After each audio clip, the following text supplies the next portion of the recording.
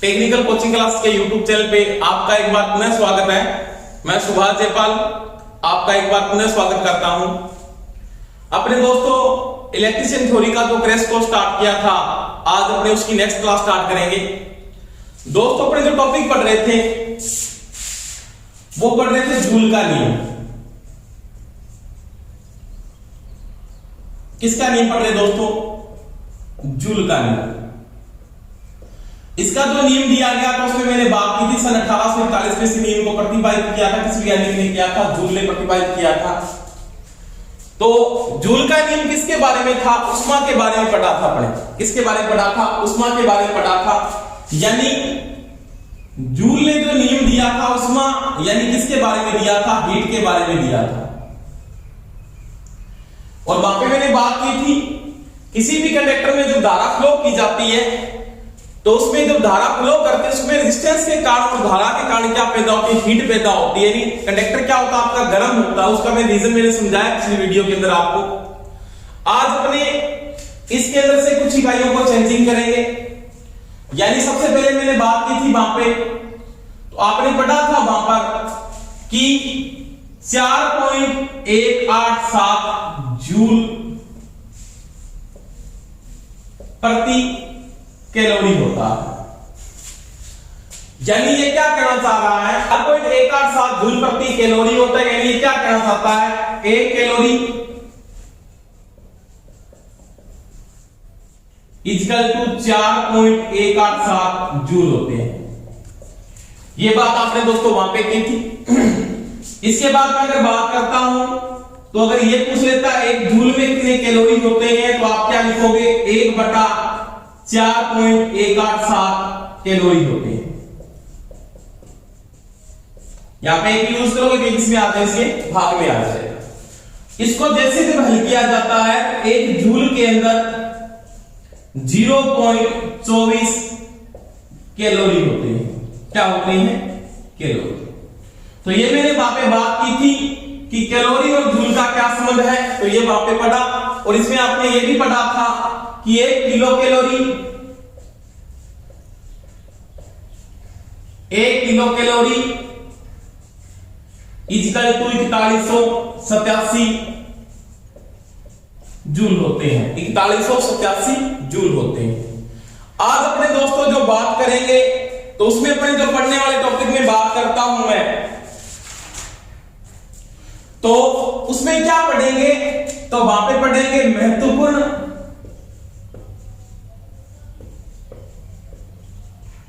इकाइयों का संबंध। यानी कुछ महत्वपूर्ण इकाइयां हैं उनका आपसी में क्या संबंध है ये मैंने आपको बता दिया है।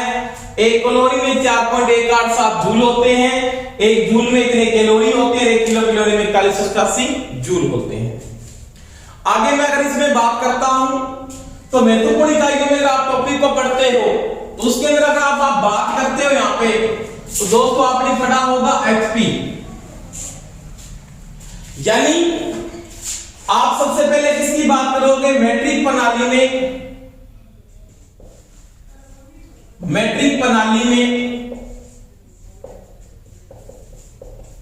एचपी का वाट के साथ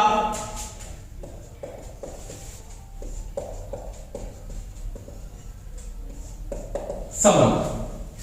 मैट्रिक प्रणाली में एचपी का वाट में संबंध। देखो मैट्रिक प्रणाली किसमें लागू होती है? तो भारत में कौन सी प्रणाली उपयोग की जाती है? भारत में आप मैट्रिक प्रणाली का ही उपयोग करते हो।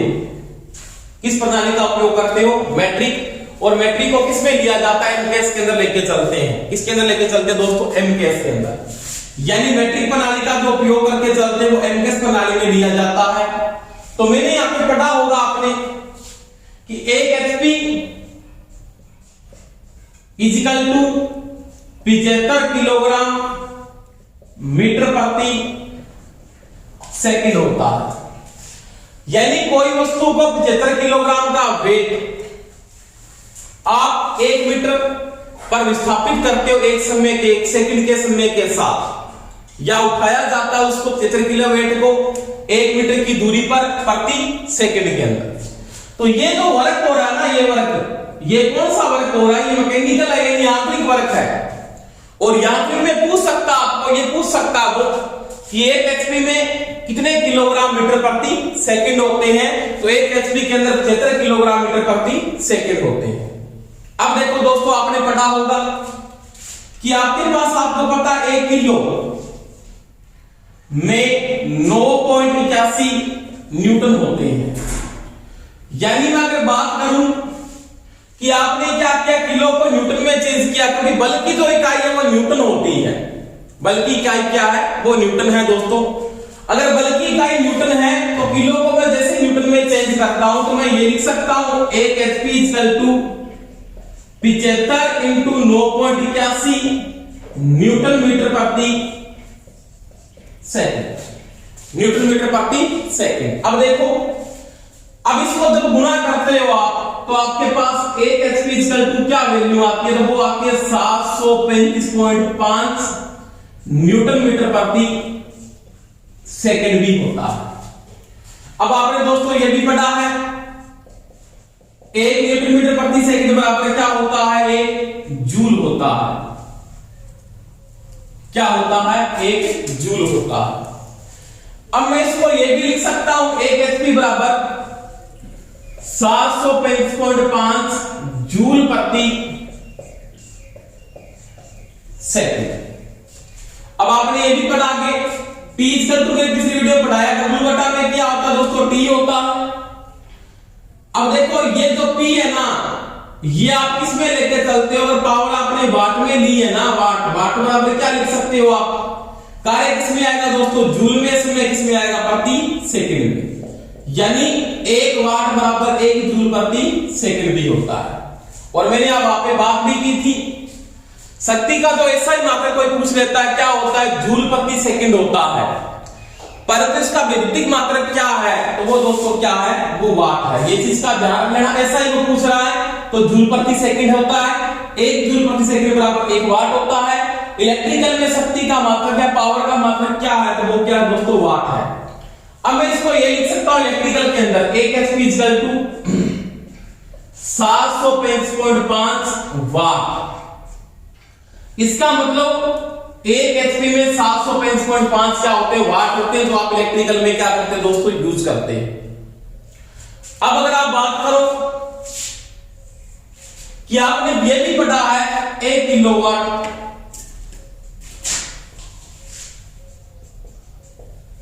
1 किलोवाट, तो मैंने यहां पे बात की 1 किलोवाट में 1000 क्या होते हैं, वाट होते हैं।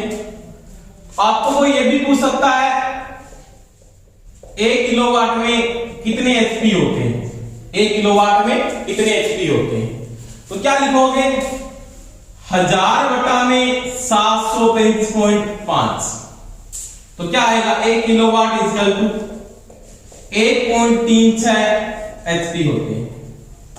तो ये भी ध्यान रख लेना कि 1 किलोवाट के अंदर किस प्रणाली के अंदर, मैट्रिक की बात कर रहा हूं, ये सारा जो किया आपने किस प्रणाली में किया, मैट्रिक में बात की है। तो मैट्रिक प्रणाली में 1 किलोवाट में 1.36 क्या होते हैं, एचपी होते हैं। मैट्रिक प्रणाली में 1 एचपी में 735 क्या होते हैं, वाट होते हैं। अगर मैकेनिकल पूछ रहा है, वो यांत्रिक का पूछ रहा है, तो 75 किलोग्राम मीटर प्रति सेकंड होते हैं। अगर ये तो बात किसकी की, मैंने मैकेनिकल की बात की, यांत्रिक की, यांत्रिक एचपी की। और ये किसकी बात कर रहे हो आप, तो ये तो बात की आपने, ये किसकी बात की है, वैद्युतिक एचपी की बात की है, वैद्युतिक एचपी। तो ये चीज का दोस्तों थोड़ा ध्यान लेना कि वो मैकेनिकल का पूछ रहा है या वो इलेक्ट्रिकल का पूछ रहा है। आगे मैं अगर इसमें बात करता हूं तो इसके बाद जो बात आती है तो वो देखो,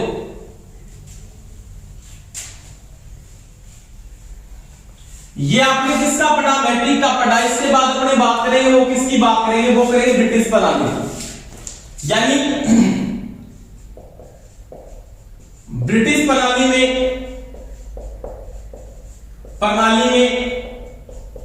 एचपी का वाट में संबंध। ये आगे जो टॉपिक है वो सभी अपने काम में भी आएंगे। जब अपने मोटरों के पास मोटरें करेंगे, चाहे डीसी की मोटर कर रहे हो, चाहे डीसी का जनरेटर पढ़ोगे, वहां पे भी बातें करेंगे।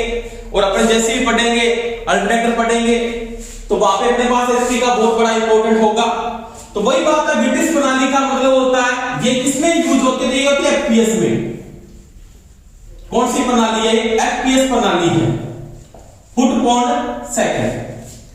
अब मैं यहां पे बात करता हूं तो यहां पे क्या कहता है, एक HP equal to 550 foot pound प्रति सेकंड होता है। इसके अंदर यांत्रिक एचपी। मैकेनिकल में अगर वो ये पूछ लेता है कि मैकेनिकल में ब्रिटिश प्रणाली के अंदर एक एचपी में कितना होता है, तो 550 फुट पौंड प्रति सेकंड होता है। अब मैं अगर बात करता हूं यहां पे 550 का मतलब ये पौंड में क्या ले रहा है, पौंड में आपके पास यहां पे बल का कार्य वो पौंड में मेंटेन कर रहा है। दूरी किस में आ रही है, फुट में, समय किस में आ रहा है, वो सेकंड में आ रहा है, क्योंकि इस प्रणाली में फुट, पौंड और सेकंड को यूज किया जाता है। अब देखो एक बात करते हैं, अगर आप एक बात करो तो एक फुट के अंदर 0.305 क्या होते हैं, मीटर होते हैं। 0.305 क्या होते हैं दोस्तों, मीटर होते हैं। और यहां पे ये भी याद कर लेना, एक मीटर के अंदर अगर मैं फुट की बात करता हूं तो एक मीटर के अंदर तो फुट की बात करें तो वो होते हैं 3.280 फुट लगभग। अब इसको मैं फुट को चेंज कर रहा हूं किसके अंदर दोस्तों, अगर फुट में वो मीटर पूछ रहा है तो आप क्या लिखोगे, एक फुट बराबर 1/3.280। तो ये तो लगभग वैल्यू आती है मीटर की, तो वो कितनी आती है, 0.305 मीटर। यानी लगभग आपके पास जो वैल्यू आती है वो कितनी आती है, 0.305 कहां से आ रहा है, इस कंडीशन से मेंटेन कर रहा है। आपको नॉर्मल बातें ये भी पता होनी चाहिए, जैसे बात कर लेता है एक बार, एक फुट में कितने इंच होते हैं, तो 12 इंच होते हैं। एक इंच में 2.54 सेंटीमीटर होते हैं। एक इंच में 25.4 mm होते हैं। तो ये भी नॉर्मल बातें आपको पता होनी चाहिए थोड़ी सी। तो ये मैंने बात की। अब देखो तो ये तो क्या आपके पास, तो मैंने इसको लिखा एक एचपी इक्वल टू 550। फुट को किस में चेंज कर रहा हूं, मीटर में चेंज कर रहा हूं। ये फुट को मीटर में चेंज किया तो आपने किसके साथ गुणा कर दिया, 0.305 के साथ गुणा कर दिया।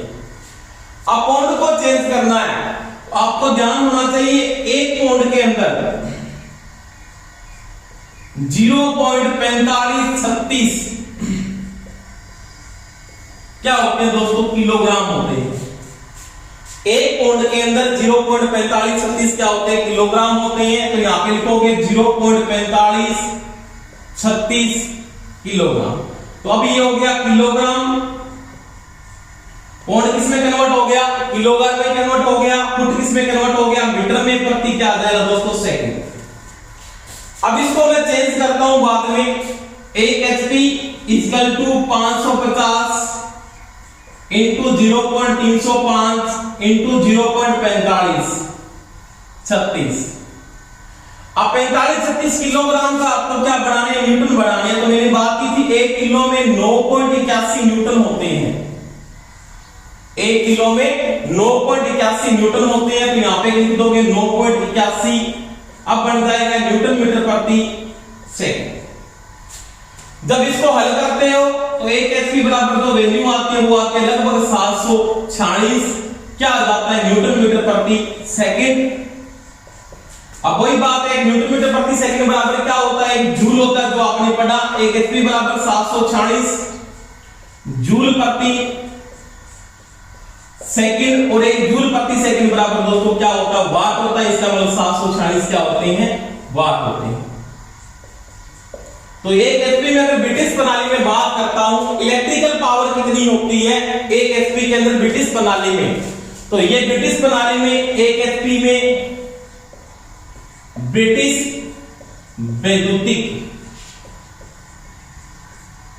तो ये होता है 746 वाट होता है। अगर मैकेनिकल का पूछ रहा है तो 550 फुट कोण प्रति सेकंड होता है। तो ये अपने बात की थी कि एक एचपी बराबर 746 वाट होता है।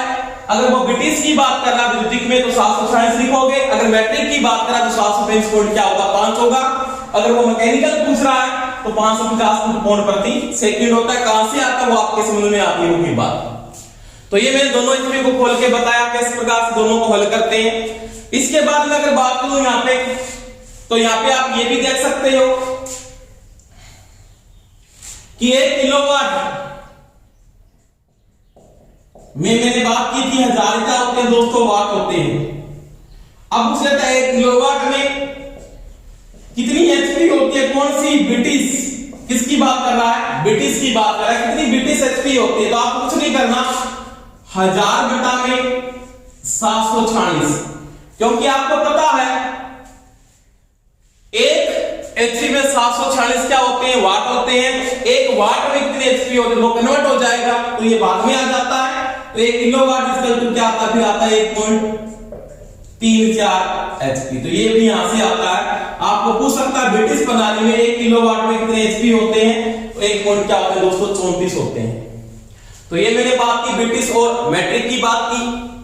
अब अगर आगे बात करते हैं तो आगे देखो क्या बात करते हैं, करता हूं मैं। तो इसके बाद अगर आप बात करो तो एक सेंटीग्रेड ताप इकाई, एक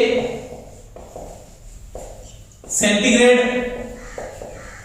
ताप इकाई यानी इसको बोलते हैं CHU, सेंटीग्रेड हीट यूनिट।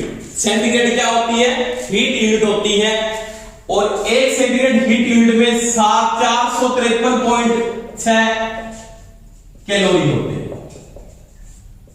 यानी आप एक तिपाई यानी परम टेम्परेचर को जब डिपेंड करके चल रहे हो, सेंटीग्रेड हीट यूनिट में कन्वर्ट कर रहे हो, तो एक CHU में वो ये भी लिख सकता है एक CHU में कितने कैलोरी होते हैं, तो 453.6 कैलोरी होते हैं। क्योंकि जब टेम्परेचर चेंज करना है तो आपको एनर्जी चाहिए, ऊर्जा तो वहां पे यूज की जाती है, वो किसमें लेके चलते हैं, वो कैलोरी में लेके चलते हैं। किसमें लेके चलते हैं, कैलोरी के अंदर। अब मैं अगर यहां पे बात करता हूं तो वो कहता है एक CHU में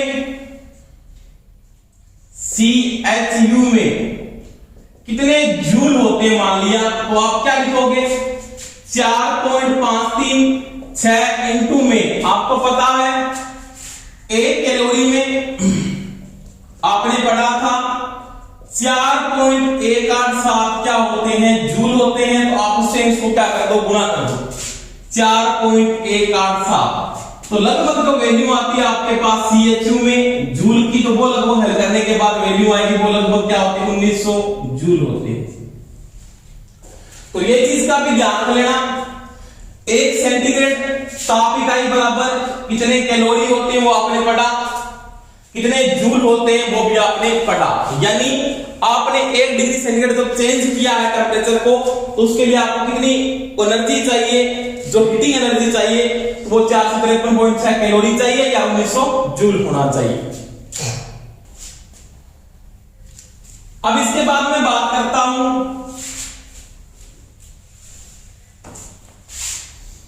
एक ब्रिटिश ताप इकाई। एक ब्रिटिश ताप इकाई की अगर आप बात करो तो एक ब्रिटिश ताप इकाई का मतलब होता है BTHU, ब्रिटिश थर्मल यूनिट बोलते हैं। इसमें 252 कैलोरी होते हैं। कितनी एनर्जी चाहिए, 252 कैलोरी। टेम्परेचर को चेंज करने, ब्रिटिश थर्मल यूनिट को आपको चेंज करना है यूनिटी, तो आपको 252 कैलोरी चाहिए। या इसको मैं ये भी लिख सकता हूं एक ब्रिटिश थर्मल यूनिट बराबर 252 कैलोरी होता है। अब वही बात है, इसको वो जूल में अगर पूछ लेता है कि जूल में इसकी वैल्यू क्या आती है, तो वही बात होगी एक British thermal unit equal to 2.52 into में 4.187 क्या हो जाएंगे दोस्तों, जूल हो जाएंगे। क्योंकि एक कैलोरी के अंदर 4.187 क्या होते हैं, जूल होते हैं। इसको जब हल करते हो आपके पास जो वैल्यू आती है वो 1058.4 लगभग क्या होते हैं दोस्तों, जूल होते हैं। तो ये होगा ब्रिटिश थर्मल यूनिट, यानी इकाई ब्रिटिश थर्मल यूनिट में कितने जूल होते हैं या कितने कैलोरी होती है, इसकी बात आपने पढ़ी। तो ये दोनों की बात मैंने की, ब्रिटिश थर्मल यूनिट की भी और किसकी बात की थी, सेंटीग्रेड हीट यूनिट की बात की। इसके बाद अगर मैं बात करता हूं तो आपने ये भी पढ़ा होगा, एक जूल के अंदर यानी एक जूल में 10 की पावर 7 डाइन सेंटीमीटर भी होता है। एक जूल में 10 की पावर 7 डाइन सेंटीमीटर होता है, या आप ये भी लिखते हो एक डाइन सेंटीमीटर बराबर एक अर्ग भी होता है। एक डाइन सेंटीमीटर बराबर क्या होता है दोस्तों, एक अर्ग भी होता है। अब अगर बात करूं तो एक जूल में मैं ये भी लिख सकता हूं कि एक जूल किसके बराबर है, तो एक जूल में 10 की पावर 7 क्या होते हैं, अर्ग भी होते हैं। क्या होते हैं, अर्ग भी होते हैं। तो एक जूल में 10 की पावर 7 डाइन सेंटीमीटर है। अगर आपको वो यहां पे ये भी पूछ लेता दोस्तों कि एक डाइन सेंटीमीटर में कितने अर्ग होते हैं, तो एक डाइन सेंटीमीटर में एक अर्ग होता है। अगर 10 की 7 की डाइन सेंटीमीटर है, 10 की 7 डाइन सेंटीमीटर 10 की 7 अर्ग भी होते हैं। अगर इसके बाद में बात करता हूं तो एक फुट पौंड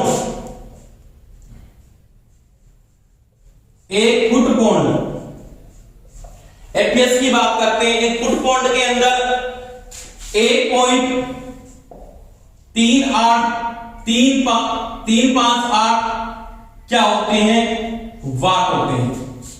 यानी एक फुट पौंड, जैसे आपने बात की थी ना कि जूल, आपने क्या की थी, जूल प्रति सेकंड स्केल को आपने मेंटेन किया था कि वाट को मेंटेन किया।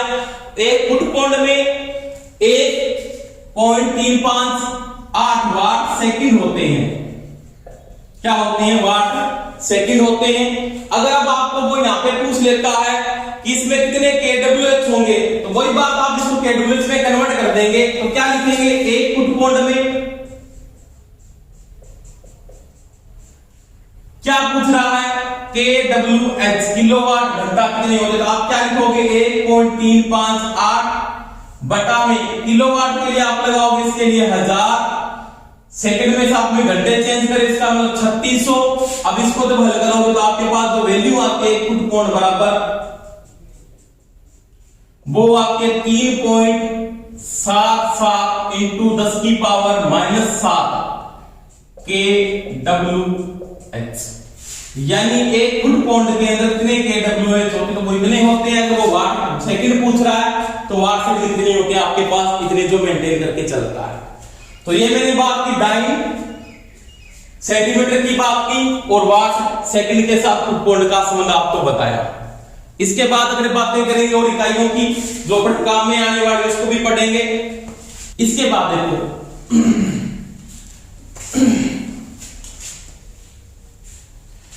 इसके बाद में अगर बात करता हूं तो आपको वो ये पूछ सकता है परम चुंबकशीलता। आगे बढ़ेंगे इसके बारे में, क्या होती है परम चुंबकशीलता,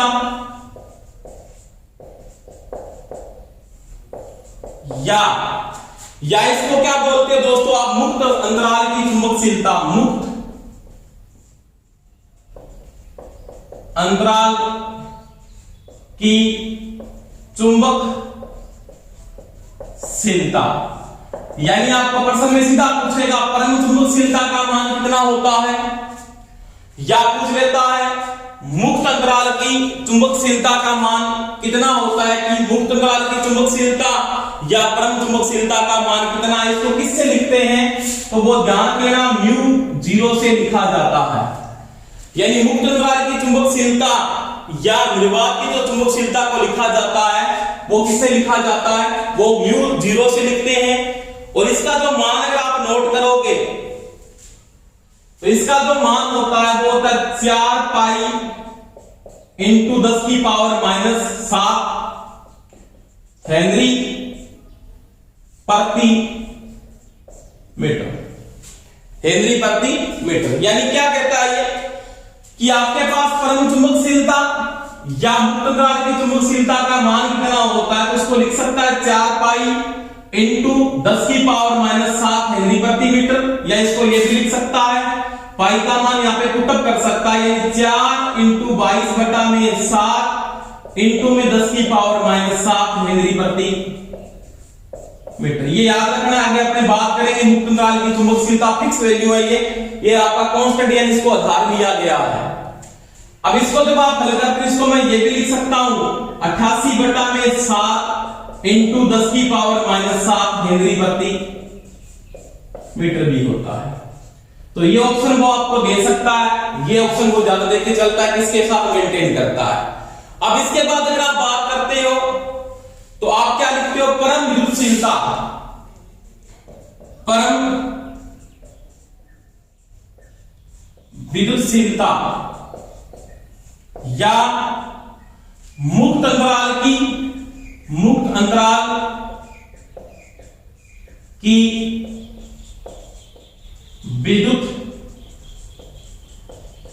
विद्युतशीलता, मुक्त अंतराल की विद्युतशीलता, या इसको क्या बोलते हो, तो इसको बोलते हो परम विद्युतशीलता। लिखने का प्रतीक होता है नोड जीरो, नोड जीरो कहा जाता है, क्या बोलते हो, नोड जीरो, सिग्मा नहीं है, नोड जीरो से लिखा जाता है, नोड जीरो, नोड आगे पढ़ेंगे। विद्युतशीलता का टॉपिक मैं आपको करवाऊंगा तो मैं समझा दूंगा विद्युतशीलता क्या होती है, यानी इलेक्ट्रिकल फील्ड बनना, यहां पे क्या बनना, मैग्नेटिक फील्ड बनना, उस समय मेंटेन करेगा कि आपका माध्यम किसका है, उस माध्यम पे ये चीज डिपेंड करती है। अगर वो निर्वात है तो उसकी वैल्यू फिक्स होती है, इसका आधार है ये। अगर ये भी निर्वात है तो ये इसका क्या होगा, नोड क्या होगा, जीरो, उसका भी क्या है, आधार है। और इसकी जो मान होता है वो होता है 8.854 इंटू 10 की पावर माइनस 12 फेराड प्रति मीटर, फेराड प्रति मीटर होता है। तो ये मैंने बात की परम विद्युतशीलता और परम चुंबकशीलता का, दोनों को याद रखना है। आगे मैं इसकी बात करूंगा, ये इसका आधार मेंटेन होता है, होती क्या है आगे मैं डिटेल से, जब आप मैग्नेटिक पढ़ोगे टॉपिक में तो दोनों को अपने डिटेल से पढ़ेंगे कि इलेक्ट्रिकल फील्ड कैसे बनता है और मैग्नेटिक फील्ड कैसे बनता है। देखो इसके बाद बात करते हैं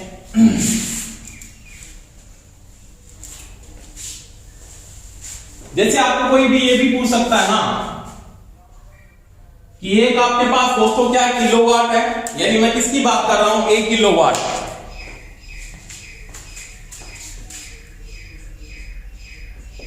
एक किलोवाट में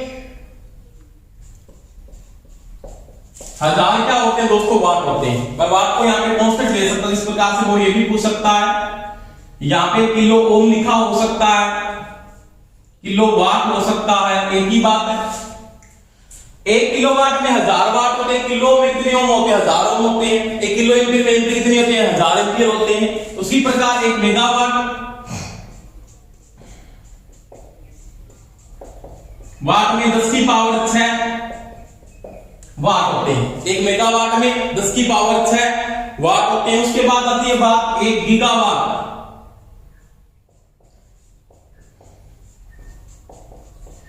1 गीगावाट में 10 की पावर 9, यानी 1 गीगावाट में 10 की पावर 9 क्या होते हैं दोस्तों, वाट होते हैं। इसके बाद आती है बात 1 टेरावाट,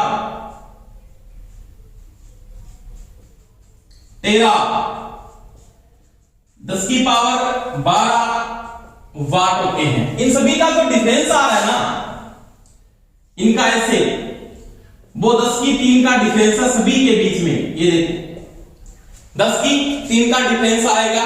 और 13 के बाद जो बात आती वो होती पेटा, एक पेटावाट, यानी मैं 1 पेटावाट की बात करूं तो 10 की पावर 15 वाट होते हैं पेटावाट के अंदर। इसके बाद आती है बात एक्सावाट, 1 एक्सावाट 10 की पावर 18 वाट होते हैं। उसके बाद अगर मैं बात करता हूं जेटा, 1 जेटावाट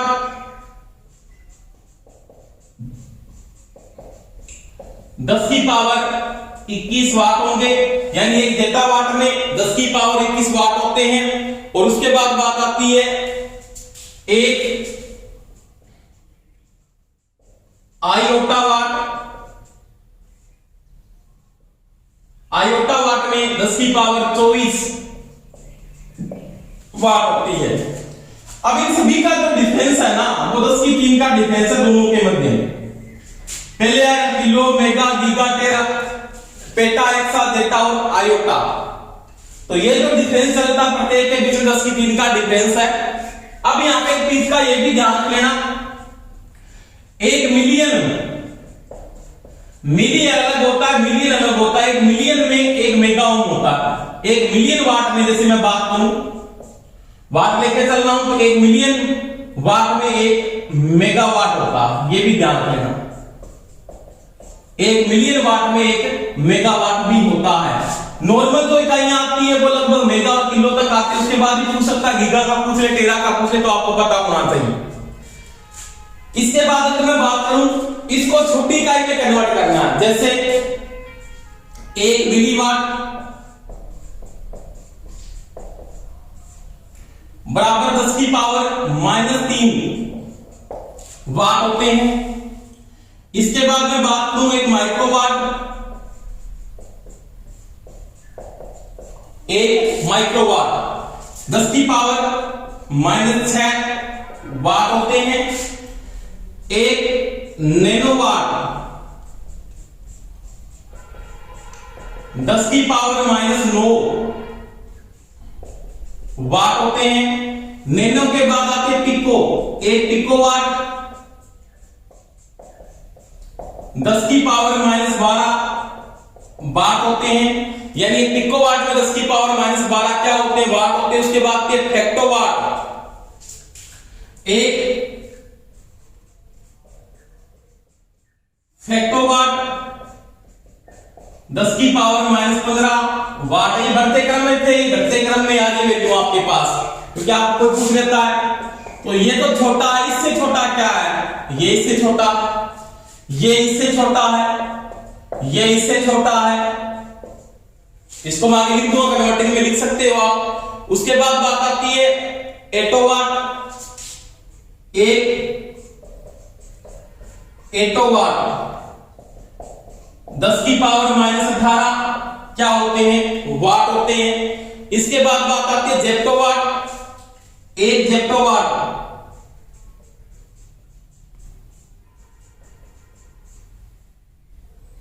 10 की पावर -21 वाट होते हैं। और इसके बाद बात आती है एक लोक्टोवाट, लोक्टोवाट तो 10 की पावर -24 वाट होती है। इसको ये लिखा जा सकता है, इसकी जगह 1/10 की पावर 3 वाट, 1/10 की पावर 6 वाट, 1/10 की पावर 9, 1/10 की पावर 12, 1/10 की पावर 15, 1/10 की पावर 18, 1/10 की पावर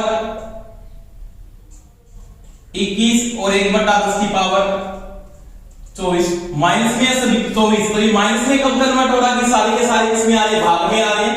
तो ये छोटी इकाइयां बहुत ज्यादा और ये बहुत ज्यादा बड़ी इकाइयों में कन्वर्ट हुई। तो ये कुछ इकाइयां थी दोस्तों, जिसके बाद में बात पड़ी कि किस इकाई में कितनी वैल्यू होती है, उसके बारे में आपने पढ़ा। देखो इसके बाद कुछ बच्चों की समस्या भी आ रही थी, 3-4 प्रश्नों में समस्या थी, वो मैं करवा देता हूं। जो अपने टेस्ट किया उसमें समस्या आ रही थी, उसकी बात मैं करता हूं। देखो एक प्रश्न पूछा था किसी ने, सर डीसी में लीकेज करंट का मान निम्न से अधिक नहीं होना चाहिए। तो मैंने आपको करवाया है डीसी में लीकेज धारा का मान, धारा का मान,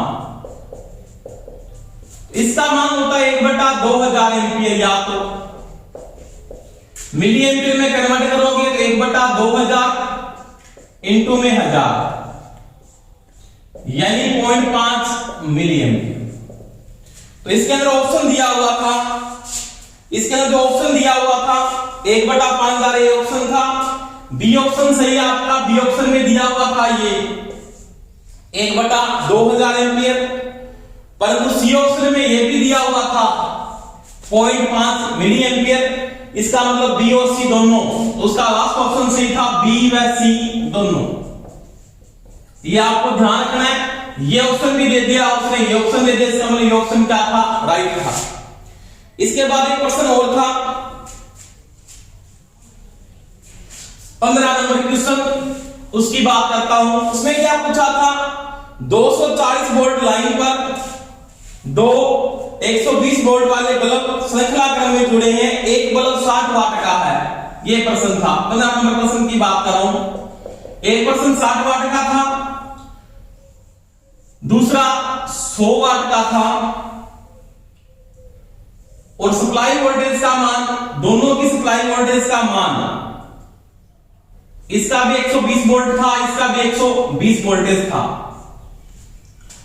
और लाइन पर 240 वोल्टेज दी जाती है। तो मैंने प्रश्न करवाया है कि दो असमान मान के भार या लैंप श्रेणी क्रम में जुड़ते हैं। आप देख लेना पिछले वीडियो खोल के, श्रेणी क्रम की पावर के अंदर देखना, दोनों की मानक वोल्टेज को जोड़कर जब सप्लाई में दे दिया जाए और दोनों असमान मान के हो, तो जो लैंप कम क्षमता का है उसका रेजिस्टेंस ज्यादा है, इसका आर उच्च है, ये IR drop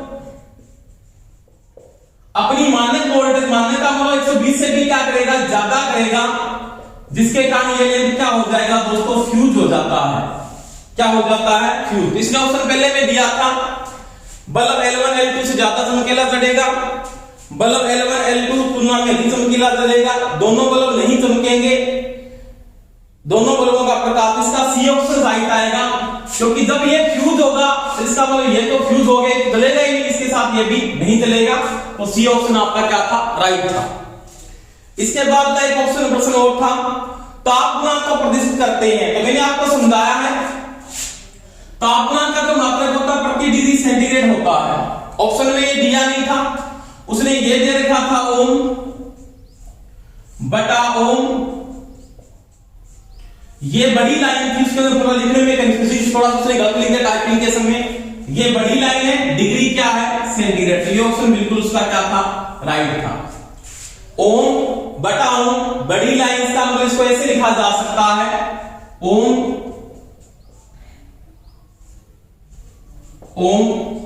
into degree centigrade. ये मैंने करवाया भी आपको, ओम से ओम क्रॉस हो जाता है, बाद में बचता क्या प्रति डिग्री सेंटीग्रेड आता है। तो ये प्रश्न था एक। इसके बाद की अगर मैं बात करता हूं तो इसका एक क्वेश्चन और की बात करेंगे। एक क्वेश्चन और था कंफ्यूजिंग के लिए आपके लिए। तो इसके बाद जो प्रश्न था, यह प्रश्न बिल्कुल आसान था, केवीएल किस परिपथ पे लागू नहीं होता। क्या प्रश्न था, देखो, केवीएल किस परिपथ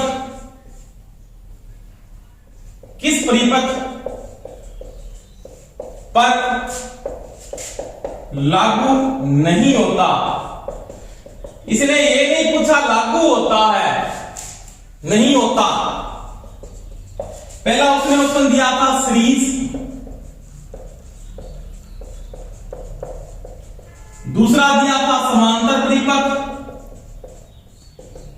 तीसरा ऑप्शन दिया था ए व बी दोनों, और 4 नंबर ऑप्शन दिया था इनमें से कोई नहीं। तो देखो केवीएल लागू तो होता है सीरीज में, इसने पूछा लागू नहीं होता, तो समांतर में लागू नहीं होता। समांतर में क्या लागू होता है, केसीएल लागू होता है, और सीरीज में क्या लागू होता है, केवीएल लागू होता है। उसने पूछा लागू नहीं होता, लागू होता तब तो मैं कहता पहला। इसने पूछा लागू नहीं होता, तो किसमें लागू नहीं होता, सीरीज में केसीएल लागू होता है, केवीएल लागू नहीं था। उसके बाद एक प्रश्न और भी दिया था L1 L2 31 नंबर प्रश्न, इसकी सप्लाई वोल्टेज नहीं दी गई थी, इसके कारण यह प्रश्न गलत था। तो 31 नंबर प्रश्न आपका रॉन्ग था, क्योंकि सप्लाई वोल्टेज ने दे नहीं लिखी थी, इसके कारण से वो रॉन्ग था। धन्यवाद दोस्तों। क्लास अच्छी लगी हो तो सभी लाइक जरूर करें और क्लास को शेयर भी करें। धन्यवाद।